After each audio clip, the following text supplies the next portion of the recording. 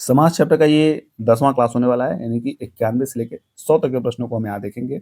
और दिया पहला प्रश्न, निम्नलिखित में से एक कर्मधारय समास है, तो हाथों हाथ, प्रत्यक्ष, आराम कुर्सी, भुजदंड। तो इसमें क्या सही हो जाएगा? इसमें जो आपका भुजदंड है, क्या है? भुजदंड, वो कर्मधारय समास का उदाहरण है। इसका जो विग्रह होगा, यानी कि दंड के समान भुजा, दंड के समान भुजा, क्या है? दंड के समान भुजा जो है आपका राइट ऑप्शन हो जाएगा, यानी कि कर्मधारय समास का उदाहरण भुजदंड हो जाएगा, डी ऑप्शन। 92 नंबर की बात कर लें तो दिया है कि इनमें से कौन सा शब्द कर्मधारय समास का उदाहरण है? तो इनमें से कौन सा शब्द बताइए? अंधकूप है, गृह प्रवेश है, तिरंगा है, सुख दुख है। तो इसका जो सही ऑप्शन जो हो जाएगा वो हो जाएगा अंधकूप। क्या हो जाएगा? अंधकूप जो है, अंधकूप आप जानते हैं कि अंधकूप मतलब अंधा है जो कूप, अंधा है जो कूप, वो आपका राइट ऑप्शन है कर्मधारय का।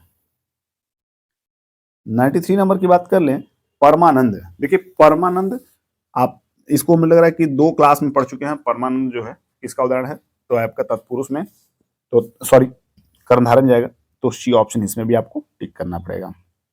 परम है जो आनंद। 94 नंबर है नीलगाय। और इससे पहले मैं फिर आपसे कहूंगा, जो भी लोग चैनल पर नए हो या पहली बार आए हो, चैनल को सब्सक्राइब करें, साथ ही बेल आइकन प्रेस करें, अपने सभी साथियों को इस क्लास को शेयर करिए जो इच्छुक हो इसको देखने के लिए। और मैं आपको बता दूं कि सबसे पहले समास में ये जानना बहुत जरूरी है कि हम विग्रह करने में अगर सफल हैं, समास के पदों को विग्रह करने में, तब हम सारे समास को समझ लेंगे। बाकी देखिए नीलगाय, नीलगाय में कौन सा समास है? नीलगाय में कौन सा समास है? तो इसको आप समझ के अगर बताएंगे तो बेहतर होगा। तो नीली है जो गाय, वो आपकी कर्मधारय जाएगी। देखिए मैं विग्रह के बाद ही बता पाता हूँ कौन सा क्वेश्चन का ऑप्शन कौन सा होगा। 95 है कि नील कमल। क्या है? नील कमल। नील कमल जानते हैं कि नीला है जो कमल, नीला है जो कमल, तो ये भी आपका कर्मधारय में ही जाएगा। और अब देखिए 96 क्वेश्चन से मैं आपको सबसे पहले बता रहा हूं कि यहां से आपका द्विगु समास शुरू हो गया। क्या हो गया? द्विगु समास के सारे उदाहरण शुरू हो गए।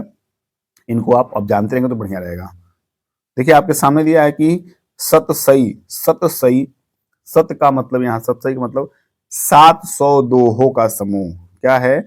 अगर इनका हम विग्रह करें तो 700 दोहों का समूह, 700 दोहों का जो समूह होगा वो आपका सतसई कहलाता है। इसका मतलब है कि आपका द्विगु में पाया जाएगा। इस तरह डी ऑप्शन सही होगा। और 97 की बात करें तो दिया है कि चौराहा। चौराहा का सेंस क्या है? कि आप 4 राहों का समाहार, यानी कि देखिए 4 आ गया ना, चौ का मतलब जहां भी न्यूमेरिकल आपको दिख जाए, जिस भी समास में आपको पहला पद यानी कि नंबर वाला हो, वो हर हाल में आपका द्विगु में जाएगा। इसको जरूर याद रखिएगा। तो चौराहा का सेंस 4 राहों का समाहार हो जाएगा। तो 4 राहों का समाहार जो है आपका, देखिए 4 राहों का समाहार, ये सी ऑप्शन आपका राइट हो जाएगा। ये मध्य प्रदेश की एसआई परीक्षा में पूछा गया था। अगर 98 की बात करें द्विगु समास का उदाहरण है, तो द्विगु समास का उदाहरण कौन सा है? तो द्विगु समास का जो उदाहरण है वो आपका राजरानी नहीं होगा, ये पीताम्बर नहीं होगा, भूदेव नहीं होगा, त्रिभुवन होगा। क्यों होगा? यहाँ जो त्रि है वो 3 को संकेत कर रहा है, त्रिभुवन।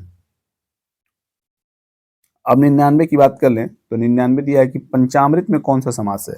पंचामृत में कौन सा समास है? तो इसका जो राइट ऑप्शन जो जाएगा पंच अमृत, यानी कि 5 अमृतों का जो मेल हो जाएगा, वो संख्यावाची है पंच जो है यहाँ पे, इसीलिए ये किस में जाएगा? ये जाएगा द्विगु में।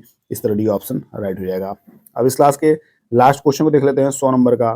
कह रहा है कि चौराहा में कौन सा समास है? तो चौराहा में आप अभी पढ़ चुके हैं, इसमें आपका द्विगु समास होगा। क्या होगा? द्विगु होगा। वजह है इसका जो सेंस है 4 से है। तो यहाँ पे क्लास ये समाप्त होता है। बहुत जल्द आपके ये चैप्टर समाप्त होने वाले हैं।